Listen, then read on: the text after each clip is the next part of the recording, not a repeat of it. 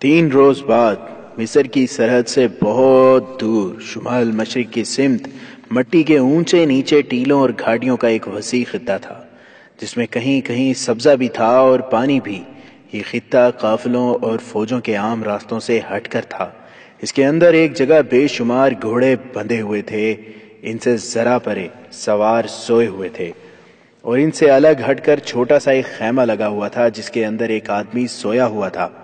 3-4 आदमी टीलों के ऊपर टहल रहे थे और 3-4 आदमी इस खित्ते के बाहर बिखर कर घूम फिर रहे थे। खैमे में सोया हुआ आदमी सुल्तान सलाहुद्दीन अय्यूबी था। टीलों पर और टीलों के बाहर घूमने फिरने वाले आदमी संतरी थे, और जो सोए हुए थे वो सुल्तान अय्यूबी के सवार थे। इनकी तादाद 700 थी। सलाहुद्दीन ने बड़ी गहरी सोचो विचार के बाद ये फैसला किया था कि वो कम से कम फौज अपने साथ लेकर दमिश्क जाएगा। अगर इसका इस्तकबाल एक सुल्तान की हैसियत से हुआ तो जुबानी बातचीत करेगा, और अगर मुज़ाहमत हुई तो वो इसी नफरी से मुकाबला करेगा। अली बिन सुफियान ने उसे यकीन दिलाया था कि खलीफा और उमरा के मुहाफिज दस्तों ने मज़ाहमत की तो सलार तौफीक जवाद अपनी फौज सुल्तान अय्यूबी के हवाले कर देगा। जंगी की बेवा ने यकीन दिलाया था कि शहर के लोग सुल्तान अय्यूबी का इस्तकबाल करेंगे, लेकिन सुल्तान अय्यूबी ने अपने आप को खुश फहमियों में कभी मुब्तला नहीं होने दिया था। उसने ये फर्ज करके फैसला किया था कि वो 700 सवारों के साथ जहां जा रहा है वहां का हर एक सिपाही और बच्चा बच्चा उसका दुश्मन है। उसने अपने रिसाले घुड़सवार दस्तों में से वो 700 सवार मुंतखब किए थे जो बहुत से मार के लड़ चुके थे।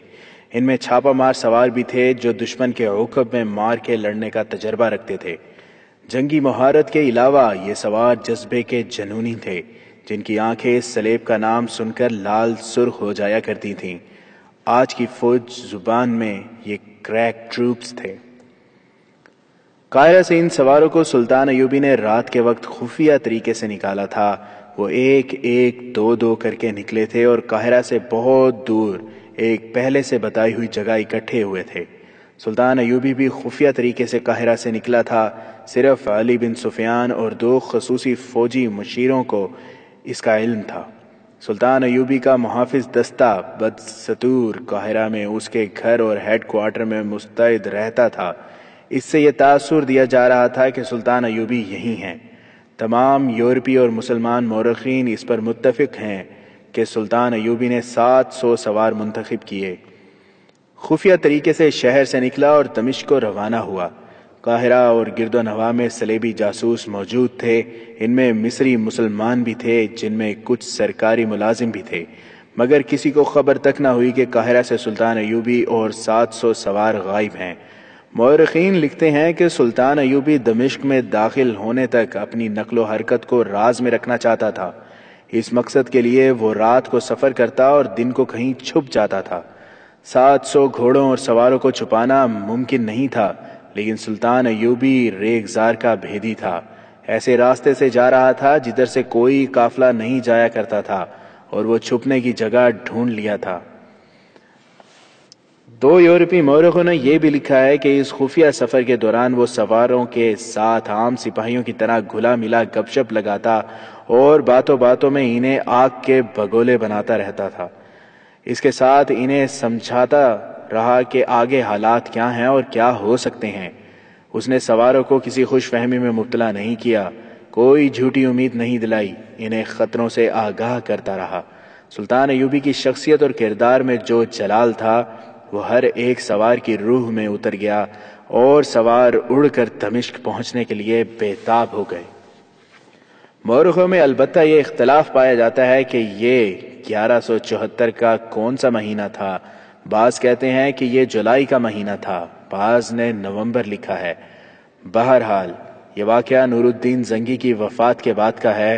अगर वाकया निगारों की तहरीरों में छोटे छोटे वाकयात गौर से पढ़े जाएं तो मालूम होता है कि सुल्तान अय्यूबी सितंबर के इब्तदाई दिनों में दमिश्क के लिए रवाना हुआ था।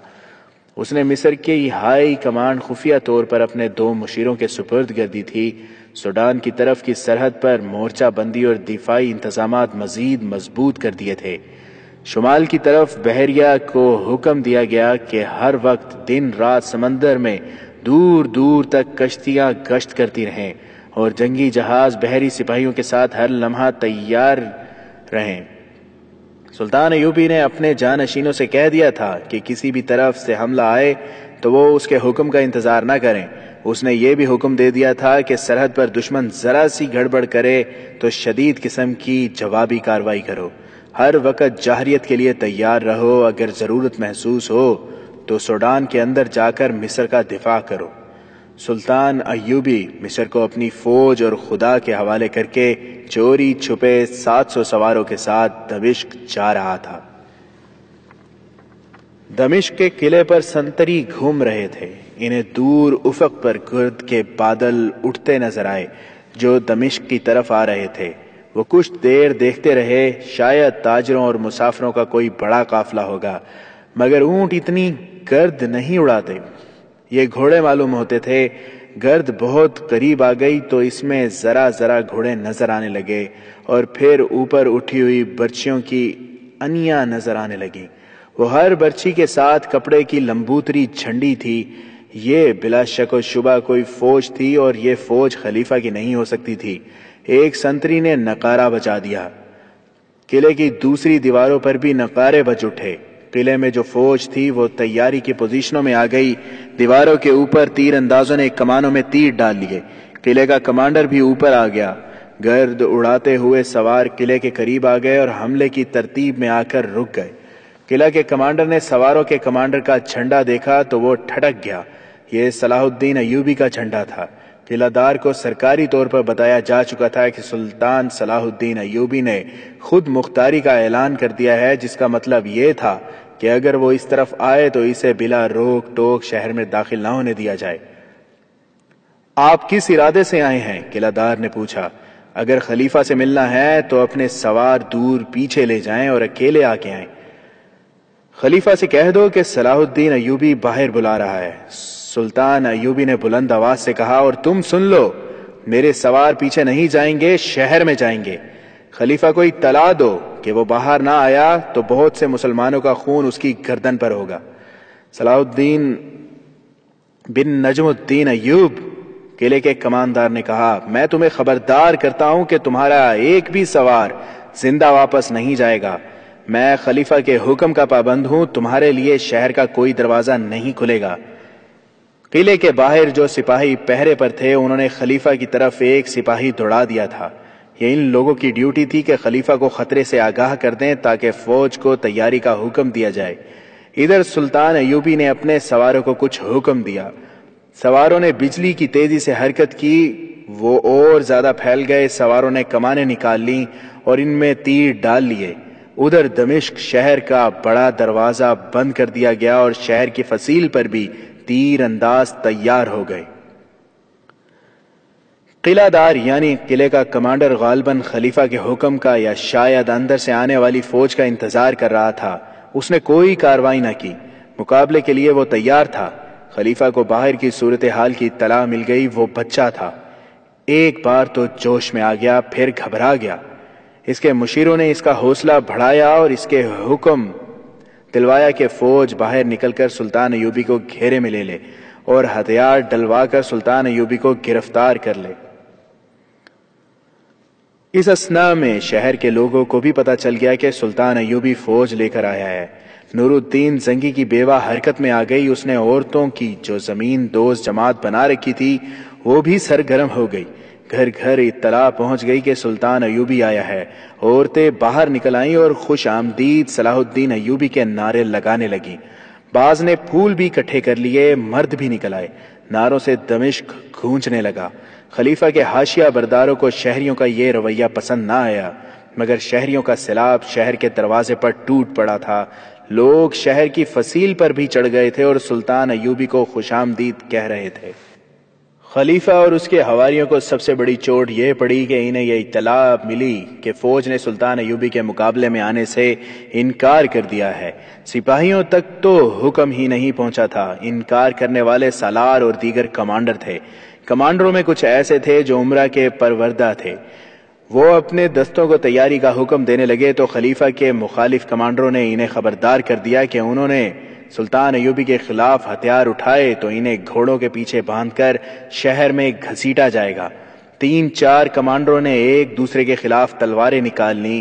معاملہ خون خرابے تک پہنچنے والا تھا کہ زنگی کی بیوہ آن پہنچی۔ یہ عورت پاگلوں کی طرح بھاگ دوڑ رہی تھی۔ وہ گھوڑے پر سوار تھی، گھوڑا بری طرح ہانپ رہا تھا۔ وہ دیکھنے آئی تھی کہ فوج کیا کر رہی ہے، کہیں خانہ جنگی کی صورت تو پیدا نہیں ہو گئی۔ اس نے یہ منظر دیکھا کہ 3-4 کمانڈر تلواریں نکالے ایک دوسرے کو للکار رہے تھے اور دوسرے بیچ بچاؤ کر رہے تھے۔ ان میں توفیق جواد بھی تھا۔ زنگی کی بیوہ کو دیکھتے ہی وہ دوڑ کر اس تک گیا اور کہا، آپ یہاں کیا کر رہی ہیں؟ یہاں کیا ہو رہا ہے؟ اس عظیم مجاہدہ نے پوچھا۔ کیا فوج صلاح الدین ایوبی کے استقبال کے لیے جا رہی ہے یا مقابلے کے لیے؟ فوج نہیں جا رہی، توفیق جواد نے جواب دیا۔ ہم نے خلیفہ کے حکم کی تعمیل نہیں کی۔ یہ لوگ آپس میں لڑنا چاہتے ہیں، ان میں 2 خلیفہ کے وفادار ہیں۔ زنگی کی بیوہ گھوڑے سے کود کر اتری اور ان کمانڈروں کے درمیان آ گئی جو ایک دوسرے کو للکار رہے تھے۔ اس عورت نے اپنا سر ننگا کر دیا اور ان سے چلا کر کہا، بے غیرتو، پہلے اس سر کو تن سے جدا کرو، اپنی ماں کا سر اس مٹی میں پھینکو، پھر کافروں کی حمایت میں لڑنا۔ تم ان بیٹیوں کو بھول گئے ہو جنہیں کافر اٹھا کر لے گئے تھے؟ تم اپنی ان بچیوں کو بھول گئے ہو جو کافروں کی درندگی سے مر چکی ہیں؟ تم کس کی حمایت میں ایک دوسرے کے خلاف تلواریں نکالتے ہو؟ میرے بیٹے کے وفادار کافر ہیں، آؤ پہلے میری گردن اڑاؤ، پھر ایوبی کے مقابلے میں جانا۔ زنگی کی بیوہ کے آنسو بہہ رہے تھے، منہ سے جھاگ پھوٹ رہی تھی۔ کمانڈروں نے تلواریں نیاموں میں ڈال لی اور سر جھکا کر ادھر ادھر ہو گئے۔ کیا فوج نے حکم عدولی کی ہے؟ یہ خلیفہ کے ایک مشیر کی گھبرائی ہوئی آواز تھی جس نے خلیفہ کے دربار میں سناٹا طاری کر دیا۔ محافظوں کے دستے باہر نکالو، ایک امیر نے غصے سے کہا، جم کر مقابلہ کرو۔ تھوڑی ہی دیر بعد محافظوں کے دستے تیار ہو گئے۔ اس وقت شہریوں کا ہجوم اور زیادہ بڑھ گیا تھا۔ عورتیں چلا رہی تھیں، دروازے کھول دو، ہماری عصمتوں کا پاسبان آیا ہے۔ مرد نعرے لگا رہے تھے۔ محافظ دستوں کو آگے بڑھنے کا راستہ نہیں مل رہا تھا۔ اس وقت خلافت کا قاضی کمال الدین سامنے آ گیا۔ وہ خلیفہ کے دربار میں گیا۔ قاضی کی حیثیت سے سب سے اونچی اور قابل احترام سمجھی جاتی تھی۔ اس نے خلیفہ سے کہا کہ اگر اس نے صلاح الدین ایوبی کے مقابلے کے لیے اپنی فوج بھیجی تو شہری اس فوج پر ٹوٹ پڑیں گے۔ اس سے زیادہ تر نقصان شہریوں کا ہوگا، خانہ جنگی ہوگی۔ اپنے ہاتھوں اپنے بچوں اور عورتوں کو مروانے کے علاوہ سب سے بڑا نقصان یہ ہوگا کہ صلیبی فوج جو یہاں سے دور نہیں کسی مزاحمت کے بغیر اندر آ جائے گی، پھر آپ رہیں گے نہ آپ کی خلافت اینٹ سے اینٹ بچ جائے گی۔ شریعت کا حکم یہ ہے کہ بھائی بھائی کے خلاف نہیں لڑ سکتا۔ ذرا باہر آ کر لوگوں کی بےتابیاں دیکھیں، کیا آپ اس طوفان کو روک لیں گے؟ شہر کی چابی میرے حوالے کر دیں، قاضی کمال الدین نے کہا۔ چابی قاضی کے حوالے کر دی گئی۔ اس نے اپنے ہاتھوں شہر کا دروازہ کھولا۔ شہریوں کا ہجوم رکے ہوئے سیلاب کی طرح باہر نکلا۔ قاضی کمال الدین نے چابی سلطان ایوبی کے حوالے کی۔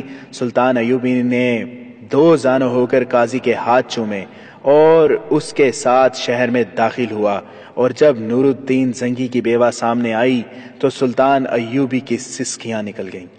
زنگی کی بیوہ اونچوں کی طرح بلبلانے لگی۔ اس کی ہچکیاں تھم نہیں رہی تھیں۔ سلطان ایوبی کے سواروں پر عورتوں نے پھول پھینکے، بلائیں لیں اور انہیں جلوس میں اندر لے گئے۔ قلعے کی چابی بھی سلطان ایوبی کے حوالے کر دی گئی۔ وہ سب سے پہلے اپنے گھر گیا۔ وہ دمشق کا رہنے والا تھا۔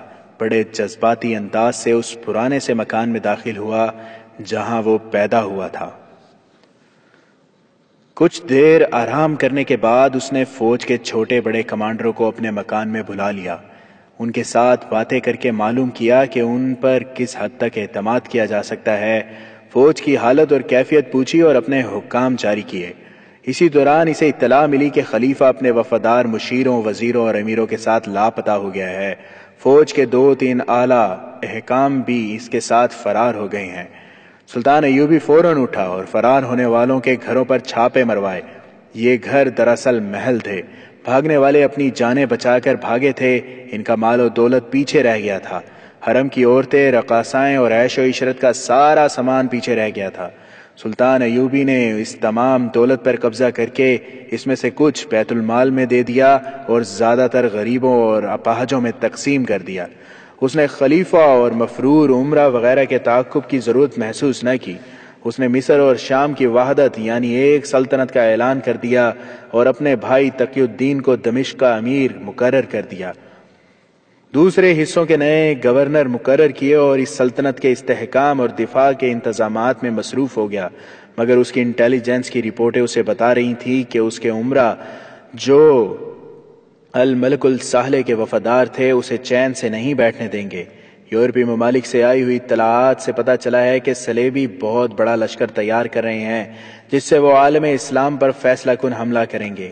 اس کے لیے سب سے بڑا خطرہ یہ تھا کہ اس کے اپنے عمرہ اسے شکست دینے کے لیے صلیبیوں کے راہ دیکھ رہے تھے، لہٰذا اس کے لیے ضروری تھا کہ پہلے ان باغیوں کو ٹھکانے لگائے۔ یہ معمولی سی مہم نہیں تھی۔ دمشق کی فوج کی اہلیت سے وہ واقف نہ تھا۔ اس نے فوری طور پر اس فوج کی ٹریننگ شروع کر دی۔ اسے جہاں لڑنا تھا وہ پہاڑی علاقہ تھا۔ موسم سرما میں ان پہاڑوں پر برف جمی پڑی تھی اور موسم سرما آ رہا تھا۔ قاہرہ اور دمشق میں اسے ایک فرق نمایاں طور پر نظر آ رہا تھا۔ قاہرہ میں صلیبی اور سوڈانی جاسوسوں اور تخریب کاروں کے کئی خفیہ اڈے تھے اور وہاں کے لوگوں پر سلطان ایوبی کو پوری طرح بھروسہ نہیں تھا۔ دمشق میں صلیبی تخریب کار موجود تھے لیکن یہاں قوم کا بچہ بچہ اس کے ساتھ تھا، بلکہ اس کے اشارے پر آگ میں کود جانے کو تیار تھا۔ اس لیے یہاں کے لوگوں کے متعلق یہ خطرہ بہت کم تھا کہ وہ دشمن کے جاسوسوں اور تخریب کاروں کے اعلیٰ کار بن جائیں گے۔ دمشق اور شام کے لوگوں نے نور الدین زنگی کے زمانے میں پروقار زندگی گزاری تھی۔ اس کی وفات کے فوراً بعد ان کا ذاتی وقار ختم ہو گیا تھا۔ نئے حکمرانوں نے انہیں رعایا بنا لیا تھا۔ امیر وزیر عیش و عشرت اور ذاتی سیاست بازیوں میں مصروف ہو گئے تھے اور انتظامیہ کے حاکم لوگوں کے لیے وبال جان بن گئے تھے۔ قانون کا احترام ختم ہونا شروع ہو گیا تھا۔ قہبہ خانے اور شراب خانے بھی کھل گئے تھے۔ 4-5 مہینوں میں لوگوں کا جینا حرام ہو گیا تھا۔ اناج تک کی کمی ہو گئی تھی۔ لوگوں کو پتہ چلا کہ اناج باہر جا رہا ہے۔ عمرہ اور وزراء نے اناج در پر دہ اپنے ہاتھ میں لے لیا تھا اور در پہ دہ باہر کہیں بھیج دیتے تھے۔ بازاروں میں ہر چیز کے بھاؤ چڑھ گئے اور لوگ تنگ دستی محسوس کرنے لگے تھے۔ وہاں کے لوگ تنگ دستی اور فاقہ کشی تک برداشت کرنے کو تیار تھے، لیکن وہ قومی سطح سے گرنے کو تیار نہیں تھے۔ وہ صلیبیوں کے ساتھ دوستی کرنے پر آمادہ نہیں ہو سکتے تھے۔ وہ محسوس کرنے لگے تھے کہ ان کے حکمران انہیں دشمن کی جھولی میں ڈال رہے ہیں۔ نور الدین زنگی کے دور حکومت میں جھونپڑوں اور پھٹے پرانے خیموں میں رہنے والوں کو بھی معلوم ہوتا تھا کہ سرکاری سطح پر کیا ہو رہا ہے۔ جنگ کی صورت میں وہ میدان جنگ کی صورتحال سے آگاہ ہوتے تھے۔ زنگی کے مرتے ہی لوگوں کو اچھوت قرار دے دیا گیا تھا۔ انہیں بتا دیا گیا تھا کہ حکومت کے امور کے متعلق کسی کو استفسار کی جرت نہیں ہونی چاہیے۔ 2 مسجدوں کے اماموں کو صرف اس لیے مسجدوں سے نکال دیا تھا کہ وہ لوگوں کو غیرت اور حریت کا واعظ سنا رہے تھے۔ خلیفہ کے محل اور دیگر سرکاری عمارتوں کے قریب آنا عوام کے لیے جرم قرار دے دیا گیا تھا۔ وہی لوگ جو نور الدین زنگی کو بھی راستے میں روک لیا کرتے تھے اور محاذوں کی خبریں سنا کرتے تھے، اب معمولی سے سرکاری اہلکار کو بھی دیکھ کر ہٹ جایا کرتے تھے۔ لوگ گھٹن محسوس کرنے لگے تھے۔ جہاد کے نعرے بھی مرتے جا رہے تھے۔ نعرے تو مر سکتے ہیں، جذبے اتنی جلدی نہیں مرا کرتے۔ لوگوں نے چوری چھپے مل بیٹھ کر سوچنا شروع کر دیا تھا کہ وہ کیا کریں۔ نور الدین زنگی کی بیوہ نے عورتوں کی ایک جماعت بنا لی تھی۔ ان حالات اور اس گھٹن میں انہیں اطلاع ملی کہ صلاح الدین ایوبی آ گیا ہے اور فوج ساتھ لایا ہے، تو وہ استقبال کے لیے باہر نکل آئے۔ اور جب انہیں پتہ چلا کہ خلیفہ سلطان ایوبی کو اپنی فوج کے زور سے روکنا چاہتا ہے تو لوگ فوج پر ٹوٹ پڑنے کے لیے تیار ہو گئے۔ خلیفہ کے محافظ دستوں کی انہوں نے بہت بے عزتی کی تھی۔ یہی وجہ تھی کہ خلیفہ المالک الساحلے اور اس کے حواری امیر چوروں کی طرح دمشق سے بھاگ گئے تھے اور اب لوگ سلطان ایوبی پر جانیں فدا کرنے کو بےتاب تھے۔ لوگوں کی اس جذباتی کیفیت نے سلطان ایوبی کا کام آسان کر دیا تھا۔ عورتوں میں قومی جذبہ پہلے سے ہی تھا، اب یہ جذبہ دہکتے انگارے بن گیا۔ जवां साल लड़कियों का एक वफद सुल्तान अयूबी के पास गया और यह अर्ज दाश्त पेश की कि लड़कियों को मुहाज पर फौज के साथ भेजा जाए और इन्हें अस्करी तरबियत दी जाए। वो जख्मियों की मरहम पट्टी के अलावा लड़ना भी जानती हैं। सुल्तान अयूबी ने उनके जज्बे को सराहते हुए कहा, मुझे जिस रोज तुम्हारी जरूरत पड़ी तुम्हें घरों से निकाल लूंगा। अभी तुम्हारा मुहाज घर है। मैं तुम्हें घरों का कैदी नहीं बनाना चाहता।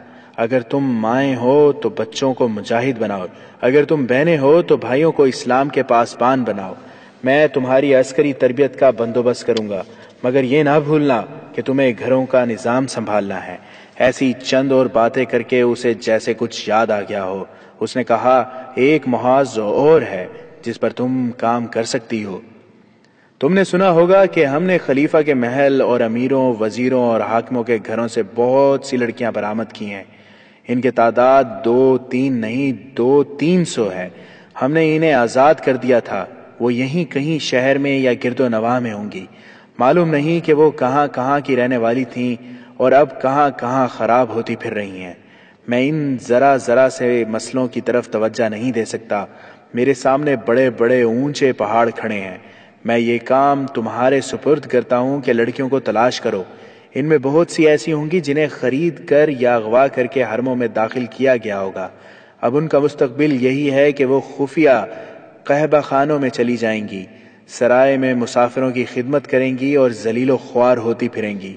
इनके साथ कोई शादी नहीं करेगा। इन्हें ढूंढो और इनमें खोई हुई इज्जत असर नो पैदा करके इनकी शादियों का इंतजाम करो। लड़कियों ने इस मुहिम का आगाज कर दिया। उन्होंने अपने घरों के मर्दों की मदद हासिल कर ली और चंद दिनों में कई एक लड़कियां बरामद करके इन्हें अपने घरों में रखकर इनकी तरबियत शुरू कर दी। इन बदनसीब लड़कियों में एक सहर नाम की लड़की थी जिसे जबरदस्ती रकासा बनाया गया था। इसे एक अमीर के घर से बरामद करके रिहा किया गया था। उसने एक गरीब से घराने में पनाह ले रखी थी। इत्तफाक से लड़कियों को पता चला तो इसे वहां से ले आई। उसने जब देखा कि दमिश्क की लड़कियां बाकायदा फौज की तरह काम कर रही हैं तो उसकी सोई हुई गैरत बेदार हो गई। इसमें जज्बा इंतकाम भी पैदा हो गया। उसने लड़कियों को बताया कि उसके साथ की एक रकासा सराय के मालिक के पास है। सहर सराय के मालिक को जानती थी। उसने बताया कि यह आदमी सलेबियों का जासूस है। उसने एक तहखाना बना रखा है जहां फिदाई, हशीशैन और सलेबी जासूस रातों को जाते हैं। रक्स होता है और शराब के मटके खाली होते हैं। सहर को भी एक रात वहां ले जाया गया था। उसने कहा, मैं इन जासूसों को पकड़वा सकती हूँ, लेकिन मैं उन्हें पकड़वाना नहीं चाहती। सराय के मालिक को उनके साथ अपने हाथों कत्ल करना चाहती हूँ, मगर यह काम मैं अकेली नहीं कर सकती। तुम मेरा साथ दो। लड़कियां तैयार हो गईं। उन्होंने एक मंसूबा तैयार कर लिया। इसके मुताबिक एक शाम सहर पर्दे में सराय के मालिक के पास चली गई। वो उसे देखकर खुश हुआ। सहर ने कहा, मैं फौरन तुम्हारे पास पहुंच जाती, लेकिन शहर में पकड़ धकड़ हो रही थी। मुझे डर था कि मैं तुम्हारे पास आई तो तुम भी पकड़े जाओगे। मैं एक गरीब से घराने में यतीम लड़की बनकर छुपी रही। अब हालात साफ हो गए हैं। तुम पर किसी ने शक नहीं किया, इसलिए तुम्हारे पास आ गई हूं। सराय का मालिक इसे अपनी रकासा के पास ले गया। वो भी बहुत खुश हुई। इस शाम के बाद वो चंद रातें वहीं रही। इसने देखा कि खलीफा और अयाश उमरा के चले जाने और सुल्तान अयूबी के इतने सख्त अहकाम के बावजूद सराय के तहखाने में रौनक वही थी। इसमें कोई फर्क नहीं आया था। मुसाफिर अपने कमरों में सो जाते थे तो तहखाने की दुनिया आबाद हो जाती थी। वहां अब भी सलेबी जासूस और फिदाई आते थे। सहर उनका दिल लुभाती रही और रातों को नाचती और इन्हें शराब पिलाती रही। ये लोग मुसाफिरों के बहरूप में सराय में आते थे। सहर ने यह भी देख लिया था कि रात को सराय के बाहर पहरे का इंतजाम भी होता है, ताकि कोई खतरा नजर आए तो तय खाने तक कबल अज वक्त इत्तला पहुंचती जाए। सहर को वहां कैद कर लिया गया था। वो अकेली बाहर नहीं जा सकती थी। वो दिल पर पत्थर रखकर वहां नाचती रही। वो मायूस हो गई थी कि वो इंतकाम लेने आई थी मगर कैद हो गई। उसने किसी पर अपनी मायूसी का इजहार ना होने दिया। इससे यह फायदा हुआ कि वो लोग इस पर एतबार करने लगे। बाज राज की बातें भी उसके सामने कर गुजरते थे। एक रात तह खाने की महफिल में एक सलेबी जासूस ने सराय के मालिक से कहा, हम इन 2 लड़कियों से उकता गए हैं। کوئی نئی چیز لاؤ۔ سحر اور دوسری رقاصہ بھی وہیں تھی۔ دوسری رقاصہ کو تو افسوس ہوا ہوگا، سحر کو امید کی ایک کرن نظر آ گئی۔ سرائے کے مالک نے کہا کہ صلاح الدین نے ایسی فضا پیدا کر دی ہے کہ اب دمشق میں کوئی اور رقاصہ یا کوئی نئی چیز نہیں مل سکے گی۔ مل کیوں نہیں سکے گی؟ سحر نے کہا۔ جن ناچنے گانے والیوں کو امیروں کے گھروں سے پکڑ کر آزاد کر دیا گیا تھا وہ ابھی یہی ہیں، میری طرح وہ بھی چھپی ہوئی ہیں۔ اگر تم لوگ مجھے 2-3 روز کے لیے باہر جانے دو تو میں انہیں پردہ دار خواتین کے بھیس میں یہاں لے آؤں گی۔ سحر کو اس وقت تک قابل اعتماد سمجھ لیا گیا تھا۔ انہوں نے اسے اجازت دے دی اور کچھ رقم بھی دے دی۔ صبح ہوئی تو سحر پردے میں باہر نکل گئی۔ 4-5 روز بعد سرائے کے چور دروازے سے 8 مستورات داخل ہوئیں اور سرائے مالک کے کمرے میں چلی گئیں۔ مستورات نے برقع نما لبادے اوڑھ رکھے تھے جن میں ان کے چہرے چھپے ہوئے تھے۔ کمرے میں آ کر سب نے نقاب اٹھا دیے۔ سرائے کے مالک نے آنکھیں مل کر انہیں دیکھا۔ اسے یقین نہیں آ رہا تھا، یہ سب جوان لڑکیاں تھیں اور ایک سے بڑھ کر ایک خوبصورت تھیں۔ ان کے ساتھ سحر تھی۔ اس نے بتایا کہ ان میں سے کون کس کے پاس تھی اور یہ بھی بتایا کہ ان کا رقص دیکھ کر اور گانا سن کر تم پر مدہوشی طاری ہو جائے گی۔ اس نے کہا آج رات اپنے تمام دوستوں کو تہ خانے میں بلا لو۔ سرائے کا مالک پاگلوں کی طرح اٹھ دوڑا۔ وہ اپنے ساتھیوں کو رات تہ خانے میں آنے کو کہنے گیا تھا۔ سحر لڑکیوں کو دوسری رقاصہ کے پاس لے گئی۔ وہ رقاصہ انہیں دیکھ کر حیران ہوئی کہ وہ ان میں سے کسی کو بھی نہیں جانتی تھی۔ اس رقاصہ نے ایک لڑکی کے ساتھ اپنی مخصوص اصطلاحوں میں بات کی تو وہ لڑکی ذرا چھینپ گئی۔ سحر نے اسے کہا یہ ڈری ہوئی ہیں، میں انہیں زمین کے نیچے سے نکال کر لائی ہوں۔ رات کو ان کا فن دیکھ کر تم سمجھ جاؤ گی یہ کون ہیں اور کہاں سے آئی ہیں۔ وہ رقاصہ مطمئن نہ ہوئی۔ اسے کچھ شک ہوتا یا نہ ہوتا، اسے یہ افسوس ضرور تھا کہ ان لڑکیوں کے سامنے اس کی قدر و قیمت ختم ہو گئی ہے۔ اس نے سحر کو اپنے کمرے میں لے جا کر کہا معلوم ہوتا ہے کہ تمہارا دماغ خراب ہو گیا ہے۔ یہ نئی لڑکیاں ہیں اور خوبصورت بھی، ان کے مقابلے میں ہم دونوں بہت ہی پرانی نظر آئیں گی۔ ہماری قیمت اتنی گر جائے گی کہ یہ لوگ ہمیں پرانے سامان کی طرح اٹھا کر باہر پھینک دیں گے۔ تم انہیں کہاں سے لے آئی ہو؟ کیوں لے آئی ہو؟ تم نے بہت بڑی غلطی کی۔ میں دراصل اپنی مشقت کم کرنا چاہتی ہوں، سحر نے جواب دیا۔ ان کے آ جانے سے ہم دونوں کا کام کم ہو جائے گا۔ دوسری رقاصہ اس کی یہ دلیل نہیں مان رہی تھی۔ سحر کے پاس اور کوئی دلیل نہیں تھی جس سے وہ اسے مطمئن کرتی۔ دونوں میں تکرار ہو گئی۔ دوسری رقاصہ غصے میں آ گئی اور بولی میں سرائے کے مالک سے کہوں گی کہ یہ لڑکیاں ناچنے والی نہیں، یہ عصمت فروش لڑکیاں ہیں جنہیں اس نازک جگہ نہیں آنا چاہیے، کیونکہ یہ تہ خانے کے راز کو خطرے میں ڈال سکتی ہیں۔ ان نوجوان لڑکیوں کا کیا بھروسہ؟ یہ رقاصہ بہت تجربہ کار اور چالاک تھی۔ اس نے سحر کی زبان بندی کر دی، پھر بھی سحر اس کی بات نہیں مان رہی تھی۔ اس رقاصہ نے آخر یہ دھمکی دی اگر تم انہیں یہاں سے چلتا نہیں کرو گی تو میں یہاں آنے والوں کو یہ کہہ کر یہاں آنے سے روک دوں گی کہ تم انہیں گرفتار کرانے کے لیے ان لڑکیوں کا جال پھیلا رہی ہو۔ سحر پریشان ہو گئی۔ دوسری رقاصہ غصے میں باہر جانے کو اٹھی اور دروازے کے طرف چلی۔ سحر نے بڑی پھرتی سے اپنی قمیض کے نیچے ہاتھ ڈالا اور کمر بند سے خنجر نکال کر دوسری رقاصہ کی پیٹھ میں گھونپ دیا۔ وہ زخم کھا کر گھومی تو سحر نے خنجر اس کے دل میں اتار دیا اور دانت پیس کر کہا میں تجھے قتل نہیں کرنا چاہتی تھی بدبخت، تجھے بھی میرے ہاتھوں ہی مرنا تھا۔ اس نے اسی کے کپڑوں سے خنجر صاف کیا، رقاصہ کی لاش پر اس کے پلنگ سے بستر اٹھا کر پھینک دیا اور دروازہ باہر سے بند کر کے اپنے کمرے میں چلی گئی۔ اپنے خون آلود کپڑے بدلے اور خنجر کمر بند میں اڑس کر قمیض کے نیچے چھپا دیا۔ رات سرائے کے مالک کے علاوہ 6 آدمی تہ خانے کے اس کمرے میں آئے جہاں رقص اور شراب کا دور چلا کرتا تھا۔ سرائے کے مالک نے سحر سے دوسری رقاصہ کے متعلق پوچھا تو سحر نے نفرت کے لہجے میں کہا وہ ان لڑکیوں کو دیکھ کر جل بھن گئی ہے، وہ اپنے آپ کو ان سب سے زیادہ حسین سمجھتی ہے۔ آج رات وہ یہاں نہ ہی آئے تو اچھا ہے، محفل کے رنگ میں بھنگ ڈالے گی۔ لعنت بھیجو، سرائے کے مالک نے کہا۔ کل اس سے نمٹ لوں گا، اسے پڑی رہنے دو اپنے کمرے میں۔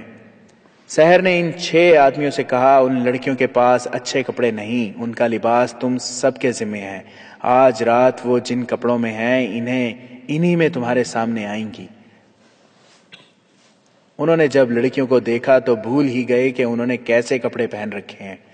لڑکیاں چہروں سے پیشہ ور ناچنے والیاں لگتی ہی نہیں تھیں، ان کے چہرے تر و تازہ اور معصوم سے تھے، ان کے بالوں کو بھی نہیں سجایا گیا تھا، ان کی کوئی حرکت ظاہر نہیں کرتی تھی کہ یہ پیشہ ور ہیں، ان کا انداز سیدھا سادہ سا تھا۔ سحر نے انہیں کہا کہ اپنے مہمانوں کو شراب پیش کرو۔ وہ جب سراہیوں سے پیالوں میں شراب انڈیلنے لگیں تو ایک آدمی نے ایک لڑکی کو چھیڑا، لڑکی بدک کر پیچھے ہٹ گئی، اس کا چہرہ لال سرخ ہو گیا۔ سحر، اس آدمی نے کہا، انہیں کہاں سے لائی ہو، یہ کس کے پاس تھیں؟ سحر نے کہکا لگایا اور بولی، اپنا فن بھول گئی ہیں، یہ صلاح الدین ایوبی کا خوف ہے جو ان سب پر طاری ہے، ابھی کھل جائیں گی۔ صلاح الدین ایوبی، ایک نے تنزیہ کہا، ہمارے جال میں وہ اب آیا ہے، ہم اسے اسی کے امیروں اور سلاروں سے مروائیں گے۔ اس نے اپنے ایک ساتھی کے کندھے پر ہاتھ مار کر کہا، اس کا خنجر صلاح الدین ایوبی کے خون کا پیاسا ہے، جانتی ہو نا اسے؟ یہ حسن بن سبا کی امت سے ہے، فدائی۔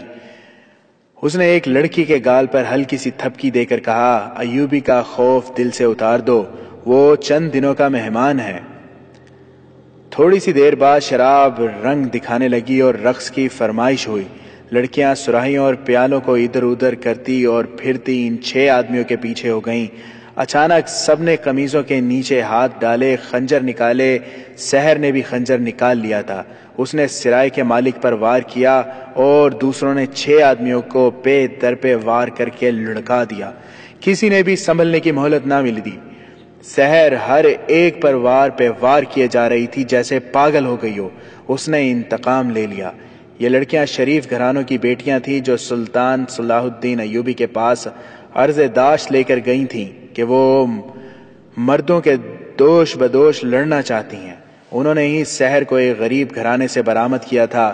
اس نے جب لڑکیوں کو جنگی پیمانے پر کام کرتے دیکھا تو اسے سرائے کے مالک کا خیال آ گیا تھا۔ اس نے لڑکیوں کو بتا دیا تھا کہ سرائے کا تہہ خانہ جاسوسوں اور تخریب کاروں کا اڈا ہے۔ ان لڑکیوں کی مدد سے وہ انہیں پکڑوانا چاہتی تھی، مگر وہاں گئی تو سرائے کے مالک نے اس کا باہر نکلنا بند کر دیا۔ جاسوسوں کی اس فرمائش پر کہ نئی لڑکیاں لاؤ اسے موقع مل گیا، اسے نئی لڑکیاں لانے کی اجازت مل گئی۔ اس نے ان لڑکیوں سے ذکر کیا اور کہا کہ وہ نئی لڑکیاں بن کر چلیں اور ان آدمیوں کو ختم کیا جائے۔ لڑکیاں تیار ہو گئیں، انہوں نے اسکیم بنائی اور اس کے ساتھ چلی گئیں۔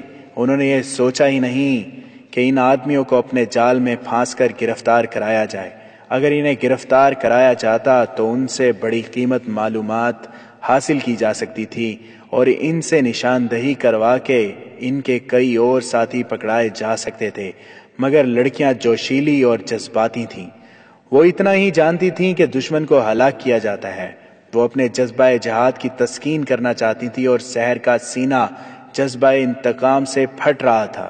وہ انہیں اپنے ہاتھوں سے قتل کرنے کو بیتاب تھیں۔ اس نے دوسری رقاصہ کو اسی لیے قتل کیا تھا کہ ان لڑکیوں کی اصلیت بے نقاب ہونے کا خطرہ پیدا ہو گیا تھا۔ ان کی اصلیت تو بے نقاب ہو رہی تھی، انہیں اس قسم کی غلیظ محفل کے طور طریقوں اور شراب پلانے کے انداز سے واقفیت ہی نہیں تھی۔ انہوں نے بر وقت خنجر نکال لی اور اپنے مقصد میں کامیاب ہو گئیں۔ وہ سب چور دروازے سے نکلیں اور اپنے ٹھکانے پہنچ گئیں۔ ان کی رپورٹ پر کچھ دیر بعد فوج نے سرائے پر چھاپا مارا اور تہہ خانے گئیں۔